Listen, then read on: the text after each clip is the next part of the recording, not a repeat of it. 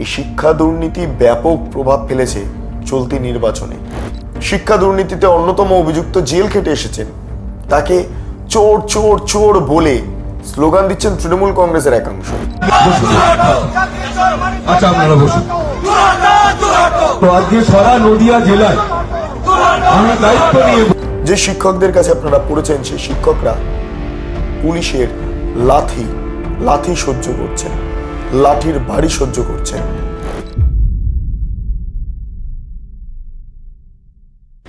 তৃণমূল কংগ্রেসের নেতা কর্মী, বিধায়ক, প্রাক্তন বিধায়ক যারা যেখানে যাচ্ছেন প্রচার করতে, একটাই শব্দ শুনছেন, চোর চোর চোর চোর।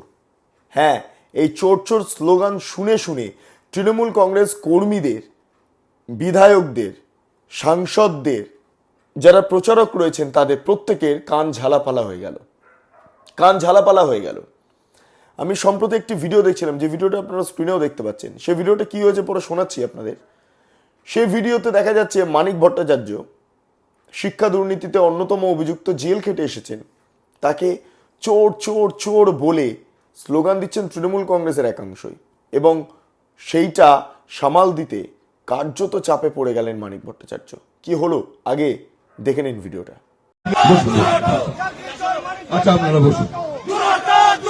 তো আজকে সারা নদিয়া জেলায় আমি দায়িত্ব নিয়ে বলছি, সারা নদিয়া জেলায় একটি মাত্র রাস্তা RIDF বিশ্ব ব্যাংকের টাকায় এখানে তৈরি হচ্ছে।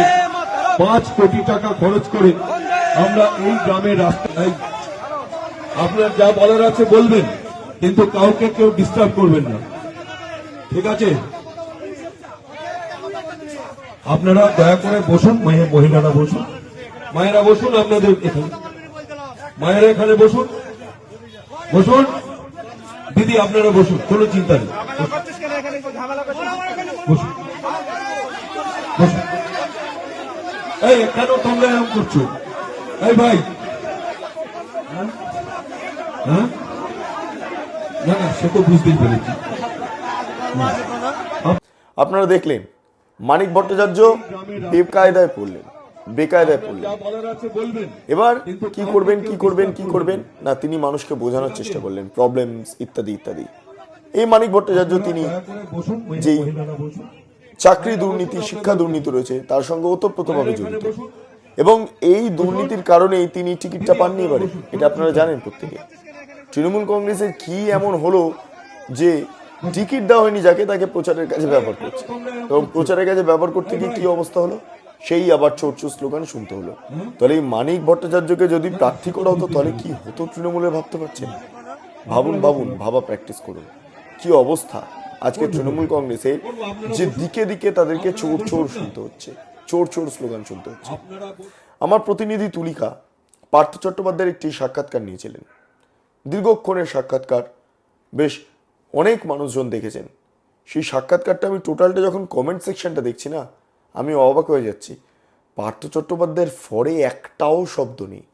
এই শিক্ষা দুর্নীতি ব্যাপক প্রভাব ফেলেছে চলতি নির্বাচনে, ব্যাপক প্রভাব ফেলেছে। এটা পরে হয়তো তৃণমূল কংগ্রেস যেদিন ভোটের রেজাল্ট বেরোবে সেদিন বুঝতে পারবেন, তৃণমূল সুপ্রিমো বুঝতে পারবেন যে শিক্ষা দুর্নীতি কত বড় ভূমিকা পালন করেছে, যে তৃণমূল কংগ্রেসের একাংশকে চোর চোর বলে মানুষ দাগিয়ে দিতে পিছপা হচ্ছেন না। এবং এই দুর্নীতির টাকা অনেক জায়গায় গিয়েছে, উঁচু নিচু তলা, বিভিন্ন তলাতে এই দুর্নীতির টাকা ঘুরেছে, এবং সেই কারণের জন্য আজকে তৃণমূল কংগ্রেসকে এই সমস্ত বদনাম, অনেকে বলবেন যার নাম আছে তার তো বদনাম হবেই, কিন্তু এই বদনামের তো আর কোনো কথা নেই। চাকরি চুরি করে মানুষের ভবিষ্যৎকে অনিশ্চিত করে দেওয়ার যে প্রবণতা তৃণমূল কংগ্রেসের, এবং সেই সংক্রান্ত যে বদনাম, সেটা তৃণমূল কংগ্রেসের ওপর একটা নেতিবাচক প্রভাব ফেলবে এই চলতি নির্বাচনে দাঁড়িয়ে। কেননা প্রচুর লোকের চাকরি চলে গেছে। আপনারা একটি জিনিস ভেবে দেখুন, এই 26,000-এর চাকরি চলে যাওয়া, এই শিক্ষা দুর্নীতি, এই সমস্ত কিছু টাকা নিয়ে লোককে চাকরি পাই দিয়ে দেওয়া, এই সমস্ত কিছু মিলিয়ে তৃণমূল কংগ্রেসের যে প্রবলেম এই মুহূর্তে দানা বেঁধেছে, সেই ড্যামেজটা কন্ট্রোল করতে গিয়ে অনেকটা অনেকটা সময় লাগবে, অনেকটা সময় লাগবে। এর মাঝে নির্বাচন পড়ে গিয়েছে মানে ভাই প্রবলেম সলভ হতে আর মানে প্রবলেম সলভ করার টাইমই নেই। এই ড্যামেজ কন্ট্রোলের জন্য ইতিমধ্যে লক্ষ্মীর ভাণ্ডার ঘোষণা, ডিএ ঘোষণা ইত্যাদি ইত্যাদি অনেক কিছু হয়েছে, কিন্তু এতে আদৌ প্রভাব পড়বে? এতে আদৌ কোনো কিছু প্রভাব পড়বে নির্বাচনে? সেটাই দেখার বিষয়। বিভিন্ন সময় দাঁড়িয়ে আমরা দেখতে পাচ্ছি তৃণমূল কংগ্রেসের একাধিক যারা কর্মী সমর্থকরা রয়েছেন তারা রীতিমতো ক্ষুব্ধ হয়ে পড়ছেন এই কারণের জন্য, কারণ যারা দুর্নীতি করেছে, যারা দুর্নীতির সঙ্গে যুক্ত, তারা অনেকেই টিকিট পেয়েছেন। যাদের বাড়িতে ইডি সিবিআই গিয়েছে তারাই টিকিট পেয়েছেন অনেকে। হ্যাঁ, ব্যতিক্রম কয়েকজন হয়েছেন, মানিক ভট্টাচার্য সহ ইত্যাদি ইত্যাদি, ঠিক আছে, কিন্তু টিকিট পেয়েছেন অনেকে। যেমন আমি যদি নর্মালি ধরি, পার্থ চট্টোপাধ্যায় যেমন টিকিট পায়নি, মানিক ভট্টাচার্য যেমন টিকিট পায়নি, একই সঙ্গে টিকিট পেয়েছেন জ্যোতিপ্রিয় মল্লিক, খাদ্য দুর্নীতির সঙ্গে যুক্ত। অন্যদিকে টিকিট পেয়েছেন সুজিত বসু, পুরসভার বিভিন্ন বা দমকলের বিভিন্ন দুর্নীতির সঙ্গে যুক্ত।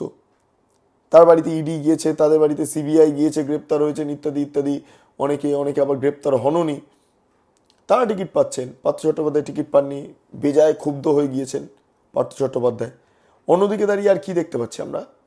পার্থ চট্টোপাধ্যায়ের পাশাপাশি এই ব্যক্তি মানিক ভট্টাচার্য, যাকে সামনে রেখে চোর স্লোগান শুনতে হলো।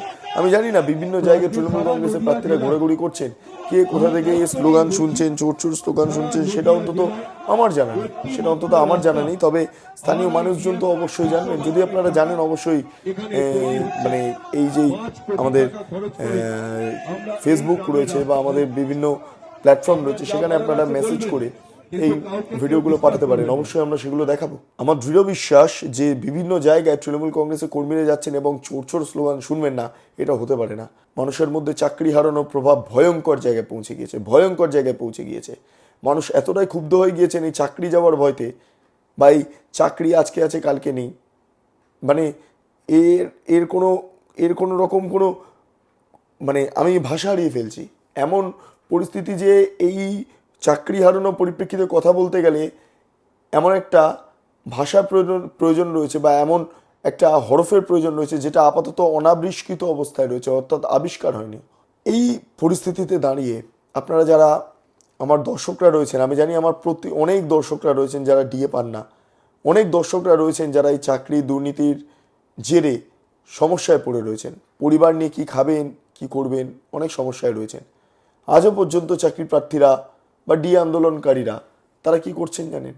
তারা পথে ঘাটে রোজ্জ্বল জল বৃষ্টিকে মাথায় রেখে তারা এখনও প্রতিবাদ চালাচ্ছেন এবং বলছেন কবে সুদিন আসবে। আমি জানি না যে বিজেপি এলেও সুদিন আসবে কিনা, কংগ্রেস এলেও সুদিন আসবে কিনা, তৃণমূল থাকলে সুদিন হবে কিনা, বা অন্যান্য বিভিন্ন পার্টি, আইএসএফ হোক ইত্যাদি পার্টি হোক, সিপিআইএম হোক, যাই হোক না কেন, কোনো পার্টি এলেও আদৌ সুদিন আসবে কিনা এই চাকরি প্রার্থীদের সেটা জানা নেই। কিন্তু এই শিক্ষকদের সঙ্গে, চাকরি প্রার্থীদের সঙ্গে যেটা ঘটেছে সেটা কোনোভাবেই মেনে নেওয়া যায় না। একটা জিনিস মাথায় রাখুন তো, একটা জিনিস ভাবা প্র্যাকটিস করুন। যে শিক্ষকদের কাছে আপনারা পড়েছেন, সেই শিক্ষকরা পুলিশের লাথি সহ্য করছেন, লাঠির বাড়ি সহ্য করছেন। এই পুলিশ অফিসার তারা কিভাবে এই শিক্ষকদের ওপর আক্রমণ করেছেন সেটা আপনারা প্রত্যেকেই দেখেছেন। এত বছর ধরে, 5 বছর ধরে এই শিক্ষা সংক্রান্ত আন্দোলনের যেই অবস্থা গোটা রাজ্য জুড়ে ঘটেছে বিভিন্ন ক্ষেত্রে, ফলে এগুলো আমরা সবাই জানি, সবাই গোটা বিষয়টা সম্পর্কে ওয়াকিবহাল। এগুলো কোনোভাবেই আপনাদের গায়ে লাগেনি। যারা আমাদের বর্ণ পরিচয় পড়াতে শেখালেন, সেই সমস্ত মাস্টার মশাইদের প্রহার করা, আঘাত করা, মাথা ফাটিয়ে দেওয়া, এটা মেনে নেওয়া যায়? মানিক ভট্টাচার্যরা যা কাজ করেছেন তার জন্য তারা চোর স্লোগান শুনবেন, এটা স্বাভাবিক। কোন ক্ষোভ থেকে মানুষ এইভাবে স্লোগান দিয়ে উঠছেন সেটা আপনারা প্রত্যেকেই জানেন। এখন এর প্রভাব তৃণমূলের নির্বাচনী যে কার্যকলাপ তাতে প্রভাব পড়বে কিনা বা তাতে এফেক্ট ফেলবে কিনা সেটা অবশ্যই দেখার বিষয়। যাই হোক, আপনারা যারা আমার দর্শক তারা অবশ্যই কমেন্ট সেকশনে আপনাদের মতামত জানান। আপনারা এতক্ষণ ধরে দেখছিলেন বেঙ্গল লিবার্টি। চ্যানেলটি অবশ্যই ভালো লাগলে লাইক করুন, সাবস্ক্রাইব করুন, শেয়ার করুন, বেল আইকন ক্লিক করুন, www.bengalliberty.com সেখানে ক্লিক করুন। সমস্ত খবর আপনাদের জন্য সাজানো রয়েছে স্বাধীন কাঁচিন এবং গেরিলা সাংবাদিকতার পাশে দাঁড়ান। অসংখ্য ধন্যবাদ।